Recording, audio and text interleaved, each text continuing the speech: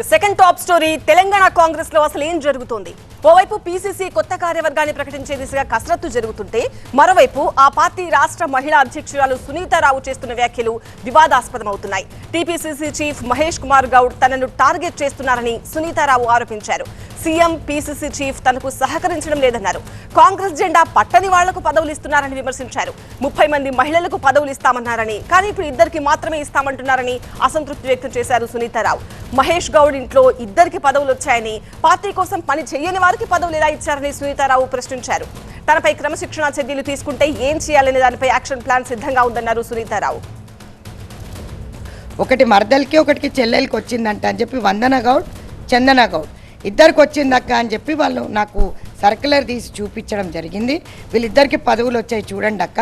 మరి మనకి ఇవ్వడానికి మహేష్ అన్న ఎప్పుడు దాట వేసుకుంటూ 9 సార్లు మనం రిప్రజెంటేషన్ ఇచ్చినా కూడా మాట్లాడకపోవడం, ఇది మేము తప్పు పడుతున్నాం కాబట్టి నువ్వు అడగాలి అని చెప్పి నాకు తీసుకొచ్చి ఇచ్చినాం. మరి పీసీసీ అధ్యక్షులు నా కాలు బట్టి ఎందుకు లాగుతున్నారో నాకు అర్థం కావట్లేదు. మా చెల్లెని అడుగుతుంది ఒకటే క్వశ్చన్, 3 కండువాలు మార్చుకొస్తే ఎప్పుడు పదవి ఇస్తారంట మహేష్ అన్న, చెప్పమని చెప్పండి అని అడుగుతున్నారు.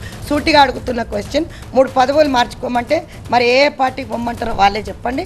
అదేవిధంగా పోయేసి వస్తాం, వాళ్ళకే పదవులు ఇస్తున్నారు కదా, అట్లనే మాకు కూడా ఇవ్వమనండి. అయితే సునీతారావు వ్యాఖ్యలను కాంగ్రెస్ లోని బీసీ నేతలు తప్పుపడుతున్నారు. సీఎం రేవంత్ పార్టీ పదవుల్లో అన్ని వర్గాలకు సమానమైన ప్రాధాన్యం ఇచ్చేందుకు ప్రయత్నిస్తున్నారని తెలిపారు. త్వరలోనే తన మహిళా కాంగ్రెస్ చీఫ్ పదవి పోతుందనే సమాచారంతోనే ఈ రకమైన డ్రామాలు చేస్తున్నారని విమర్శించారు. పీసీసీ అధ్యక్షులు మారిన తర్వాత ఖచ్చితంగా అన్ని ఫ్రంట్ల ఆర్గనైజేషన్స్ చేంజ్ అవుతాయి, పీసీసీ కమిటీ చేంజ్ అవుతుంది. ఇప్పుడు ఆమెకు విషయం ఏంటంటే మళ్ళీ రెన్యువల్ చేయన్నప్పుడు జనరల్గా అది చేతిలో ఉండదు, అధిష్టానం చేతిలో ఉంటుంది. ఇక్కడ వచ్చినటువంటి ప్రపోజల్ లిస్ట్ని తీసుకుపోయి మహేష్ అన్న ఢిల్లీలో ఇవ్వాల్సి ఉంటుంది. అది పార్టీకి సంబంధించినటువంటి వ్యవహారంలో ఆమెకి తెలిసి వచ్చింది ఖచ్చితంగా నా పోస్టు పోతుందని చెప్పి ఆలోచన గట్టిగా వారికి నిర్ణయం జరిగింది. ఆమె కూడా ఢిల్లీలో చాలామంది పరిచయాలు ఉన్నారు, అక్కడ పోయింది. నీ పార్టీ పదవి పోతుందనేటువంటి ఇన్ఫర్మేషన్ ఉండడంతోనే ఈ విధంగా లేనిపోని ఈ యొక్క డ్రామాలు చేస్తూ నడిపిస్తుంది. ఇదిలా ఉంటే ఇప్పటికే పీసీసీ కార్యవర్గం ఏర్పాటుపై కోర్ కమిటీ సభ్యుల అభిప్రాయాలు తెలుసుకున్న అధిష్టానం దీనిపై కసరత్తు ముమ్మరం చేసింది. 4 పీసీసీ వర్కింగ్ కమిటీ అధ్యక్షులతో పాటు 35 మందికి పైగా ఉపాధ్యక్షులు, 70కి పైగా ప్రధాన కార్యదర్శులతో పాటు ప్రచార కమిటీ, రాజకీయ వ్యవహారాల కమిటీని ఏర్పాటు చేస్తారని తెలుస్తోంది. జిల్లాకొకరు చొప్పున 35 మందికి పైగా ఉపాధ్యక్షులను నియమించే అవకాశం ఉన్నట్టు పార్టీ వర్గాలు చెబుతున్నాయి. అయితే ఈ ప్రకటనకు ముందే టీపీసీసీ చీఫ్ పై సునీతారావు విమర్శలు చేయడం, క్రమశిక్షణ చర్యలు తీసుకున్నా వెనక్కి తగ్గేది లేదన్నట్టు కామెంట్స్ చేయడం సంచలనంగా మారింది. తెలంగాణ కాంగ్రెస్ లో అసలు ఏం జరుగుతోంది? టీవీ9 ప్రతినిధి ప్రభాకర్ రెడ్డి తెలుసుకుందాం. ప్రభాకర్, పీసీసీ కొత్త కార్యవర్గంపై కసరత్తు పూర్తయిందా? ఎప్పుడు ప్రకటించే అవకాశం ఉంది? అలాగే సునీతారావు చేస్తున్న ఆరోపణలను ఇటు పార్టీ అటు అధిష్టానం ఎలా తీసుకుంటోంది? తనపై ఎలాంటి క్రమశిక్షణ చర్యలు తీసుకున్నా సరే అని ప్రకటించి మరీ ఆరోపణలు చేయడాన్ని ఎలా చూడాలి?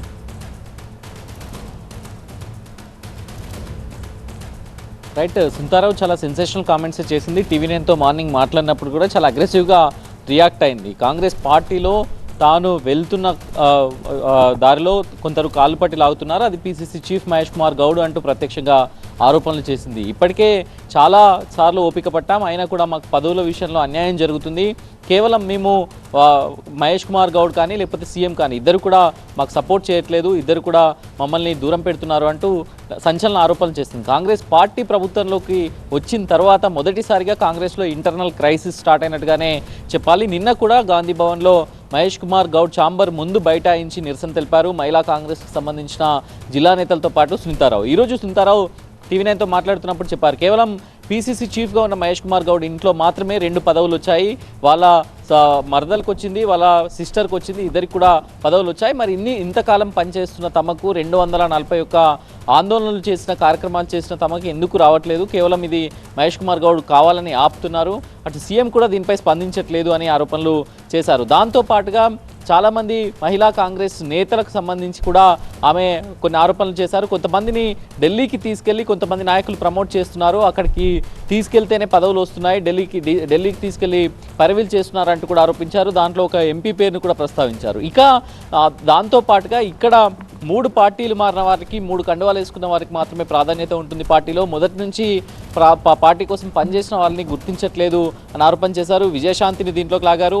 ఇక బీసీ సంఘాల నేతలు కూడా దీనిపైన స్పందించారు. కేవలం సునీతారావు తన రాజకీయ తన పొలిటికల్ ఎగ్జిస్టెన్సీ కోసం మాత్రమే ఇలా మాట్లాడుతుంది అంటూ ఆరోపణలు చేశారు. మొత్తానికైతే కాంగ్రెస్లో ఈ కామెంట్స్, సునీతారావు యాక్షన్స్ అయితే సెన్సేషనల్గానే మారాయి. రైట్ ప్రభాకర్.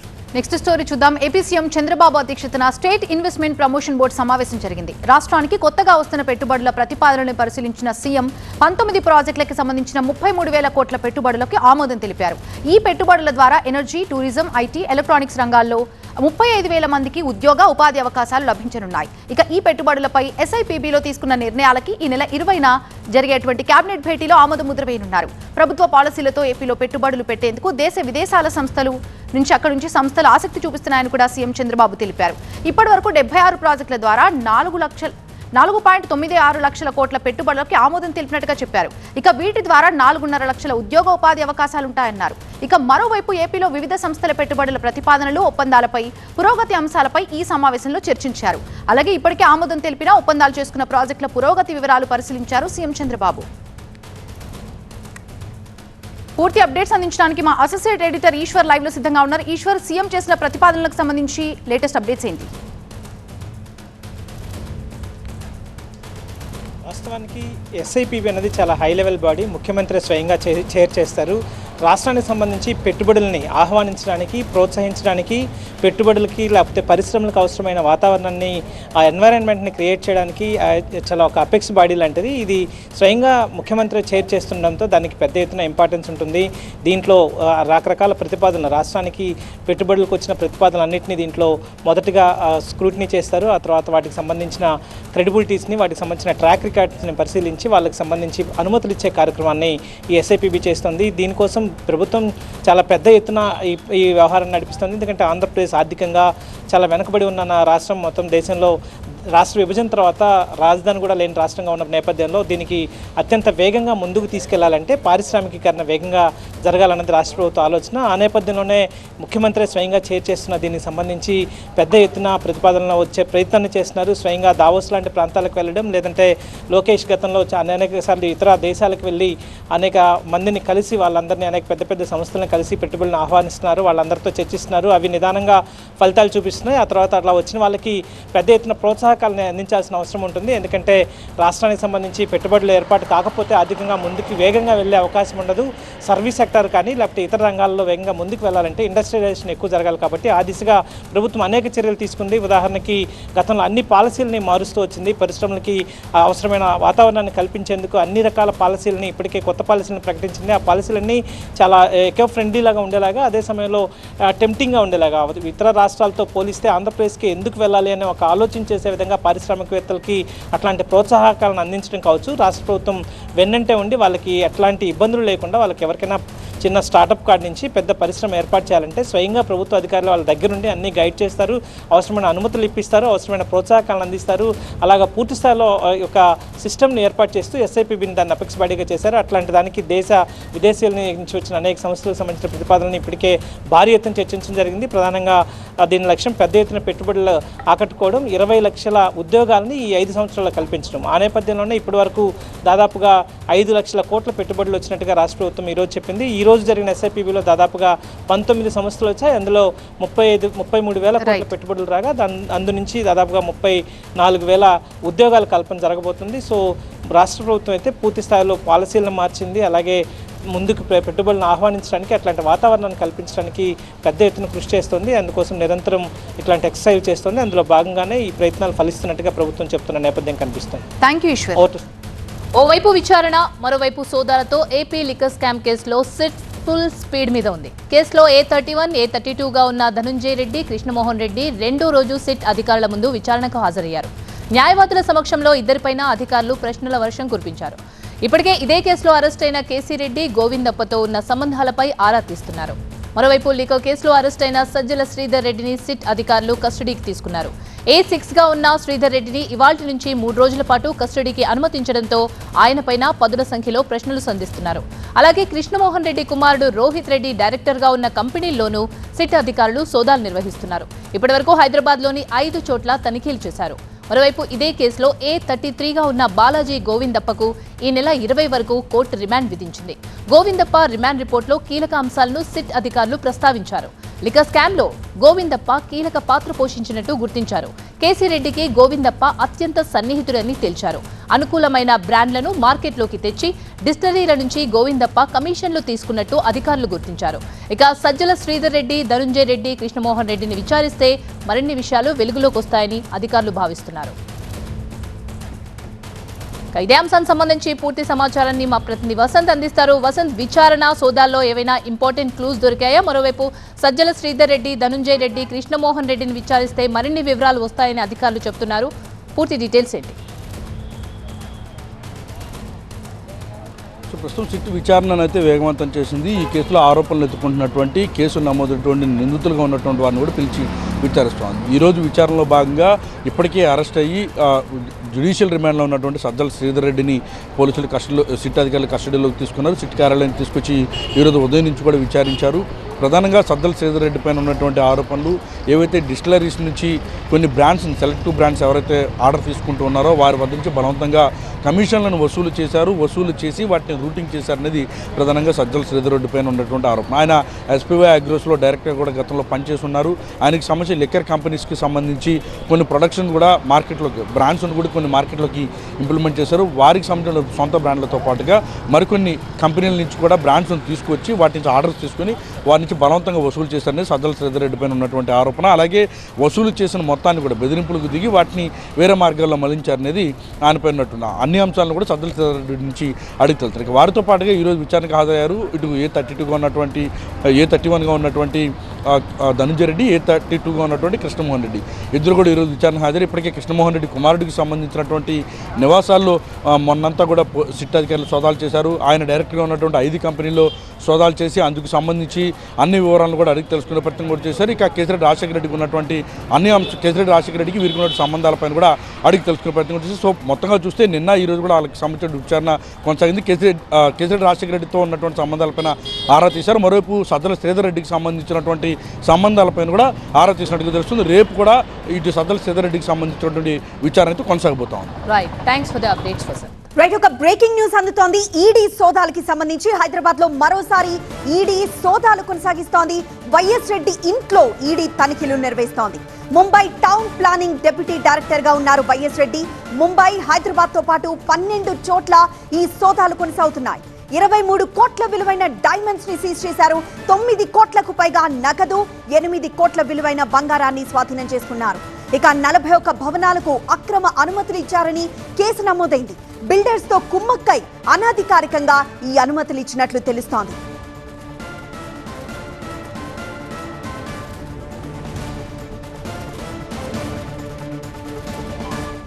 ఎవరి వైఎస్ రెడ్డి? కోట్ల కట్టలు ఎలా సంపాదించాడు? బ్యాక్గ్రౌండ్ ఏంటి? డీటెయిల్ గా చూద్దాం 6 PM ఫుల్ అండ్ ఫైనల్లో. ఇక కాళేశ్వరంలోని త్రివేణి సంగమంలో అద్భుత ఘట్టం ఆవిష్కృతమైంది. సరస్వతీ నది పుష్కరాలు అత్యంత వైభవంగా ప్రారంభమయ్యాయి.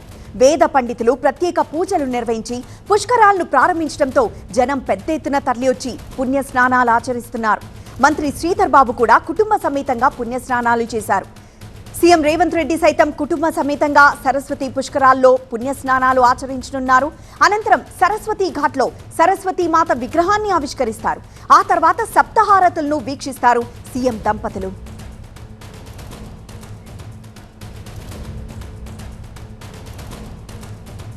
మరింత సమాచారం మా ప్రతినిధి పెద్దీష్ అందిస్తారు. పెద్దీష్, ఎంతమంది ఈ పుష్కరాలకు హాజరు కాబోతున్నారు? ఎలాంటి ఏర్పాట్లు చేశారు? సర్వమానవ శాంతి ప్రతీకగా భావించే సరస్వతి పుష్కరాలు ప్రారంభమయ్యాయి. కాళేశ్వరం త్రివేణి సంగమంలో ఈ పుష్కర స్నానం ఆచరించడం కోసం భక్తులు ఉదయం నుండే తండోపతండాలుగా తరలివస్తున్నారు.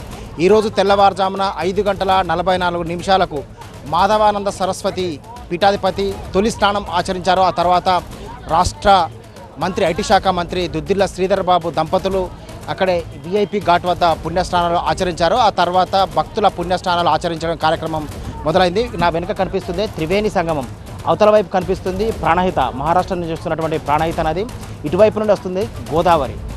అంతర్వాహినిగా వచ్చేటువంటి ఆ నదీ ప్రవాహాన్నే ఇక్కడ సరస్వతి నదిగా పిలుస్తుంటారు. సో 3 నదుల కలయికే త్రివేణి సంగమం. త్రివేణి సంగమంలో పుణ్యస్నానం ఆచరించినట్లయితే ఖచ్చితంగా సర్వ పాపాలు తొలగిపోతాయి అనే ఒక విశ్వాసంతో భక్తులు ఇక్కడికి తరలివచ్చి పుణ్యస్నానాలు ఆచరిస్తున్నారు. ఈ విధంగా వివిధ రాష్ట్రాల నుండి తెలంగాణ, ఆంధ్రప్రదేశ్, కర్ణాటక, మహారాష్ట్ర, ఛత్తీస్గఢ్, ఒరిస్సా మొత్తం 6 రాష్ట్రాల నుండి దాదాపు ఈ పుష్కరాలకు 50 లక్షల మందికి పైగా భక్తులు హాజరవుతారని అంచనాలు వేశారు. చూస్తున్నాం ఈ విధంగా భక్తులు నడవలేని నిస్సహాయ స్థితిలో ఉన్నటువంటి వృద్ధులు కూడా పుణ్య స్నానాలు ఆచరించడం కోసం, పుష్కర స్నానాలు ఆచరించడం కోసం తరలి వస్తున్నారు. ఎండ తీవ్రత కూడా 42 డిగ్రీల గరిష్ట ఉష్ణోగ్రతలు నమోదవుతున్న నేపథ్యంలో ఇక్కడ చలువ పందిళ్ళు ఏర్పాటు చేశారు. ఇసుక కాలుతున్న నేపథ్యంలో అక్కడి వరకు వెళ్ళే వాళ్లకు ఇట్లా మ్యాట్స్ కూడా ఏర్పాటు చేసి నేరుగా అక్కడ గోదావరి వరకు వెళ్ళి అక్కడ పుణ్యస్నానాలు ఆచరించే విధంగా ఏర్పాట్లు చేశారు. ఇకపోతే రాష్ట్ర ముఖ్యమంత్రి రేవంత్ రెడ్డి కూడా కొద్దిసేపటి క్రితమే ఇక్కడికి చేరుకున్నారు. మరికొద్ది క్షణాల్లో ఇక్కడ పుణ్యస్నానాలు ఆచరిస్తారు. రేవంత్ రెడ్డి పుణ్యస్నానాలు ఆచరించేటువంటి ఘాట్ ఇది. ఇక్కడ విఐపి ఘాట్ కనిపిస్తుంది మనకు. ఆ విఐపి ఘాట్ వద్ద అక్కడ ప్రత్యేకంగా వారి కోసం టెంట్స్ కూడా ఏర్పాటు చేశారు.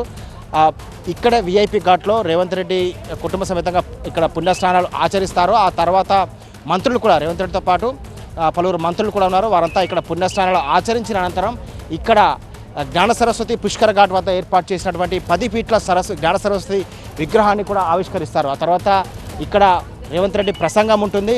ఆ తర్వాత ఇక్కడ నుండి సరస్వతి విగ్రహాన్ని ఆవిష్కరించిన అనంతరం ఇక్కడ నుండి నేరుగా కాళేశ్వరం ముక్తేశ్వర స్వామి క్షేత్రానికి వెళ్తారు. అక్కడ అభిషేకాలు చేసుకున్న అనంతరం తిరిగి హైదరాబాద్ వెళ్తారు. సో సరస్వతి పుష్కరాల సందర్భంగా ఈ విధంగా ప్రముఖులు చాలామంది కూడా భక్తులు ఇక్కడ పెద్ద ఎత్తున తరలి వస్తున్నారు. అయితే ఇక్కడ మరికొద్దిసేపట్లోనే సప్తహారతి కార్యక్రమం ప్రారంభమవుతుంది. ముఖ్యమంత్రి ఆ సప్తహారతి కార్యక్రమాన్ని కూడా వీక్షిస్తారు. కుంభమేళా సమయంలో ప్రయాగ్రాజ్లో పుణ్యస్నానాలు ఆచరించడం వీలు పడని వాళ్ళు కూడా ఇక్కడ పుణ్యస్నానాలు ఆచరించినట్లయితే సరస్వతి పుష్కరాలు ముఖ్యమేళా ఆచరించిన పుణ్యఫలం లభిస్తుందనే ఒక విశ్వాసంతో భక్తులు పెద్ద సంఖ్యలో తరలి వస్తున్నారు. రాష్ట్ర ముఖ్యమంత్రి రేవంత్ రెడ్డి కూడా మరికొద్దిసేపట్లో కాళేశ్వర ముక్తేశ్వర స్వామి ఇక్కడ పుణ్యస్నానాలు ఆచరించిన తర్వాత ఇక్కడ నుండి నేరుగా కాళేశ్వర ముక్తేశ్వర స్వామి సన్నిధికి చేరుకొని అక్కడ అభిషేకాలు నిర్వహించిన అనంతరం తిరుగు ప్రయాణం అవుతారు. ఎస్ ప్రతీష్.